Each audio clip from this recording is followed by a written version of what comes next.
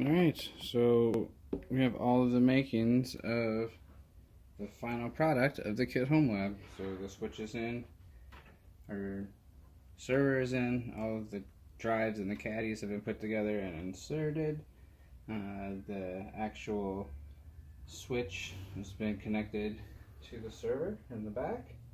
My rack took forever and like a million screws, and I think I made a few mistakes there, but that's fine.